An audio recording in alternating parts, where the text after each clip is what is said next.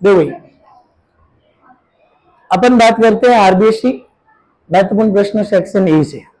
Section A में मतलब अपने मैथ्स के जितने भी क्वेश्चन बन सकते हैं, मैथ्स के जितने भी क्वेश्चन सेक्शन ए में हर एक चैप्टर से अपन चैप्टर वाइज सीरीज डाल देते हैं और देखते हैं।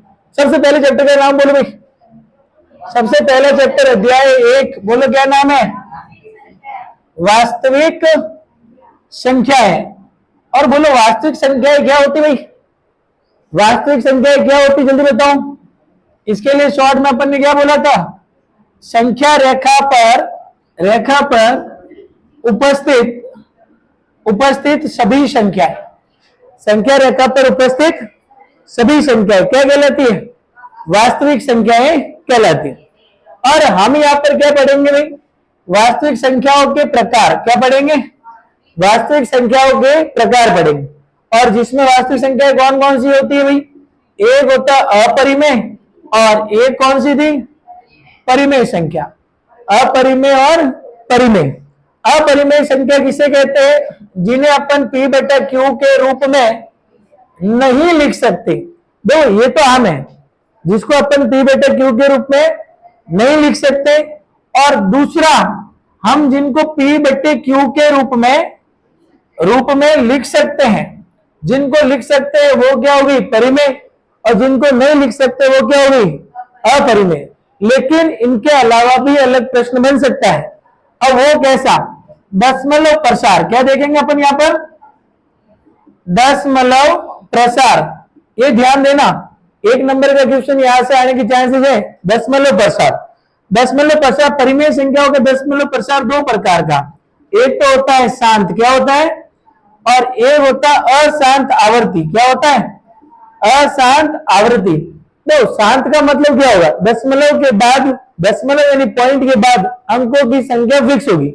अंकों की संख्या फिक्स कैसी? जैसे 3.1457। अब बताओ दशमलव के बाद कितने अंक आ रहे हैं? 4। ओके, तो ये हो गया शांत दशमलव। और अगर रिपीट हो रहा है जैसे 4.21 21 21, अब बताओ रिपीटेशन किनका हो रहा है? 21 21 का रिपीटेशन हो रहा है। और जिनका रिपीटेशन जो बार बार आते हैं हम उसको क्या बोलते हैं? आवर्ती। क्या बोलेंगे? आवर्ती। तो याद रखना, परिमेय संख्याओं का दशमलव प्रसार कैसा होता है? शांत और अशांत आवृत्ति। ओके। और अपरिमेय संख्याओं का दशमलव प्रसार कैसा होता है? बोलो। अशांत और क्या बोलते हैं? अनवसानी अनावृत्ति। क्या होता है? अनवसानी अनावृत्ति। किनका होता है? अपरिमेय संख्याओं का दशमलव प्रसार अनवसानी अनावृत्ति। बोले इसका कैसे करेंगे भाई? अब जैसे 8.10 100 100 और 140 सो ऑन। अब बताओ हर दो दशमलव के बाद, पॉइंट के बाद अपन ने 10 लिया, फिर 120। क्या रिपीट हो रहे हैं? सेम अलग अलग बन रहा है। अलग अलग बनते हैं, अपन इनको क्या बोलेंगे? कौन सा बताओ? अशांत अनवसानी अनावर्ती। क्या होता है? अनावर्ती। अनावर्ती का मतलब रिपीटेशन नहीं होगा। वो सारी किसमें जाएंगी? बोलो। अपरिमेय। और दूसरी बात अपन ने यही सीख रखी है कि जो अभाज्य संख्या होती है, क्या है? जो अभाज्य संख्या है, और अभाज्य संख्याओं को रूट में ले लो। जैसे 2 अभाज्य संख्या, √2, फिर कौन सा? √3, फिर √5। और संकेत वाले पाई भी क्या है? अपरिमेय संख्या है। पाई भी क्या है? अपरिमेय संख्या है। क्लियर है तक? तो इस तरीके से ध्यान रखना, वास्तविक संख्याओं में अपने एग्जाम में कौन कौन सा पूछ सकता है? तो एक ये हो सकता है अभाज्य संख्या, और एक क्या हो सकती है? अभाज्य संख्याओं में अपन बोले अभाज्य संख्या का अंदर रूट या रूट जो होता है वो क्या कहलाएगा? वर्गमूल क्या कहलाएगा? अपरिमेय संख्या। पाई भी कैसा है? अपरिमेय संख्या। अब यहाँ पर इसको P बटा Q के रूप में नहीं लिख सकते, और इसमें अशांत अनवसानी अनावृत्ति होता है। ठीक है यहाँ तक? और परिमेय संख्याओं में दशमलव प्रसार कैसा होता है? शांत और अशांत आवर्ती होता है। ओके। अब इसके अलावा अपने एग्जाम में क्वेश्चन किस तरीके का बन सकता है वो देख लेते हैं। एग्जाम में क्वेश्चन बन सकता है कि भाई बताओ, एक हम आपको एमसीक्यू देते हैं और उस एमसीक्यू में बताओ कि कौन सा सही और कौन सा गलत। अब एक प्रश्न बना देते हैं अपन, निम्न में से अपरिमेय संख्या है, अपरिमेय संख्या है।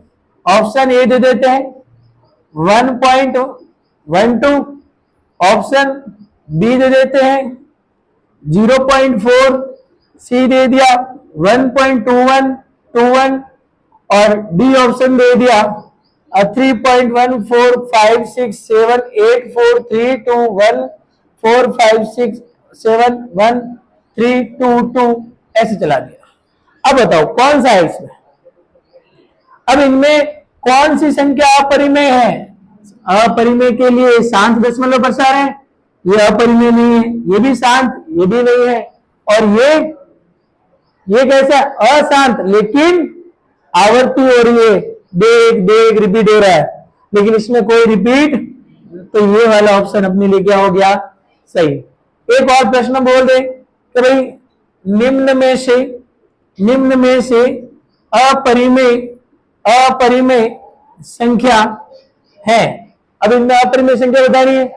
पहला ऑप्शन ए लिख दो √2, बी ऑप्शन लिख दो भाई √3, सी ऑप्शन लिख दो भाई दोनों ए तथा बी, और डी ऑप्शन लिख दो नन ऑफ दिस, इनमें से कोई नहीं। बताओ कौन सा? ये भी है और ये भी है, तो दोनों वाला ऑप्शन राइट हो गया। क्लियर है तक? अब इसके बाद हम क्या पढ़ेंगे इसमें इंपोर्टेंट? इसके बाद इसमें इंपोर्टेंट आता है अभाज्य गुणनखंड। क्या आता है? तो हम यहां पढ़ने वाले हैं अगला टॉपिक अभाज्य गुणनखंड। अभाज्य गुणनखंड में देखो भैया, अब हम कोई भी संख्या को अभाज्य गुणनखंडों में बदलेंगे। अगर मुझे 40 है, क्या लिखा हुआ है 40, अब 40 को किसमें बदलना है? अभाज्य गुणनखंड में। तो बताओ कैसे लिखेंगे? 2 से भाग करो, आधा करना होता है 2 से भाग में। बोलो कितना आएगा? 20, वापस 2 से कितना, वापस 2 से कितना, और फिर 5 से कितना। तो बोलो 40 के लिए क्या हो गया अभाज्य गुणनखंड? 2 कितनी बार आ रहा है? 1 2 3, 2 की घात 3, इंटू में कितना 5। सही है? तो अभाज्य गुणनखंड में बदल दिया। एक कोई ऐसा प्रश्न ले लें जिसके अंदर अपन यहां लिख देते सपोज दैट 100 लिख दिया। क्या लिख दिया? 100 का अभाज्य गुणनखंड करो और उनकी घातों का योग बताओ। क्या बताओ? अब बताओ 2 से भाग दिया कितना हो गया? 50, 2 से भाग दिया कितना हो गया? 25, 5 से भाग दिया कितनी बार? 5, और फिर 5 से एक बार। तो बताओ 100 को क्या लिखूं मैं? 100 को क्या लिखूंगा? 2 की घात कितनी? 2 इंटू 5 की घात कितनी? लेकिन मुझे यहां पर क्या निकालना है? घातों का योग। क्या निकालना है? घातों का योग। तो घातों का योग कैसे लिखेंगे भाई? ये 2 और ये घात आ गई 2, 2 और 2 कितना? 4। इस तरीके से एक ऐसा भी क्वेश्चन बनता है आरबीसी के अंदर, जिसके अंदर अपन को क्या निकालना होता है? घातों का योग निकालना होता है। ठीक है? तो अभाज्य गुणनखंड के बाद अगला इसके अंदर एक और इंपोर्टेंट क्वेश्चन आ सकता है भाई, और वो तो आता ही है, नाम है उसका, एक अपन क्या लिखते हैं? एचसीएफ और एलसीएम। ओके, एक एचसीएफ और एक क्या निकालना है? एलसीएम निकालना है। एचसीएफ क्या होता है? Highest common factor. हिंदी में अपन क्या बोलेंगे इसको? महत्तम समापरिवर्तक। और इसको क्या बोलेंगे अपन? लघुत्तम समापरिवर्तक। ओके, इस तरीके से। अब जो महत्तम और लघुत्तम में, अब जरा देखो, हमारे पास एक बुक का जाना माना क्वेश्चन है, बहुत इजी है, एग्जाम्पल भी है। जैसे एक लिख दिया मैंने छिन्नू, और क्या लिख देता हूं एक में 404। एक छिन्नू लिख दिया और एक क्या लिखा? 404। अब इसके बारे में बात करते हैं। अब मुझे बताओ, मैं छिन्नू का अभाज्य गुणनखंड करूंगा पहले, और छिन्नू का अभाज्य गुणनखंड में क्या होगा बताओ? 2 का भाग कितनी बार? 48, वापस 2 का भाग कितनी बार? 24, फिर वापस 2 का भाग कितनी बार? 12, और वापस 2 का भाग कितनी बार? और वापस 2 का, और 3 से 1 बार। सही है? इस तरीके से। अगला बताओ, 404 के लिए क्या करेंगे? 2 कितनी बार? 202, वापस 2 से अपन को 10th क्लास के लिए सबसे बड़ी अभाज्य संख्या 10th के लिए अपनी यूज जो हो रही है वो ये है। सही है तक? ओके। अब मुझे इसके लिए क्या लिख रहा भाई कि एक तो मेरा चिन्ह था और एक कितना था 404। अब बताओ इसमें 2 कितनी बार आ रहा है 5 बार। तो चिन्हों को क्या लिखते हैं 2 की घात और इंटू में कितना है इसके साथ और 404 को क्या लिखूं 2 की घात और इंटू में कितना 101। अगर मुझे इसमें क्या निकालना है एचसीएफ निकालना है तो बोलो एचसीएफ निकालने का तरीका क्या होगा। इसमें कॉमन देखो, इसमें 2 कितनी बार आ रहा है ऊपर कितनी बार आ रहा है क्या कॉमन कितनी बार हुआ कम से कम 2 बार। 2 इसमें और 2 की घात 2 कॉमन, इसके अलावा और कुछ कॉमन है और कोई कॉमन नहीं है तो अपन लिख देंगे 2 की घात 2 कितना होता है 4। दूसरी बात अपन किसमें करें एलसीएम। एलसीएम बताओ क्या होता है एलसीएम लसप। लसप के लिए क्या करते हैं कॉमन होना जरूरी लेना है, सब कॉमन होना जरूरी। अब कॉमन बताओ हाईएस्ट इधर 2 कितनी बार आ रहा है 5 बार और कौन आ रहा है साथ में और फिर क्या लेंगे 101 कॉमन सब लेना है। अब बताओ ये इतना पूरा जो है वो तो किसके बराबर है चिन्हों के। तो यार लिख दो इतना पूरा हो गया चिन्ह हो गया इंटू किससे कर लो 101, इसको गुणा कर दो ये आएगा चिन्ह एकम चिन्ह और चिन्ह एकम चिन्ह 96 मेरे यहां तक। अब यहां पर इंपोर्टेंट क्वेश्चन क्या बन सकता है तो वो सुनो। एक ये फॉर्मूला कि भाई ये नंबर है ए लिख दो ए नंबर बी हो गया तो फॉर्मूला क्या होता है कि ए इंटू बी किसके इक्वल होगा एचसीएफ इंटू एलसीएम। अगर आपको बोले कि 2 संख्याएं हैं जिसमें एक है 96 और एक है 40, एक संख्या चिन्ह और एक है 404 और उनका एचसीएफ अपन को दे दे कितना 4 दे दे तो बताओ एलसीएम क्या होगा तो नहीं पता। एलसीएम की जगह एलसीएम लिख दो और ये 4 गुणे में इधर जाएगा तो बाद में हो जाएगा। और इस तरीके से अपन क्या निकाल सकते बोलो ये इससे कट गया और एलसीएम कितना आएगा बोलो 96। ठीक है इस तरीके से सूत्र है और इस तरीके से अपन को ये सीखना है। क्लियर यहां तक? इसमें इसके अंदर और कौन से एक नंबर के क्वेश्चन इंपोर्टेंट हो सकते हैं अपने लिए तो इसके अंदर जरा ध्यान देना। एक आता है सहअभाज्य संख्या। क्या आती है अब देखो सहअभाज्य संख्या में क्या क्या हो सकता है भाई।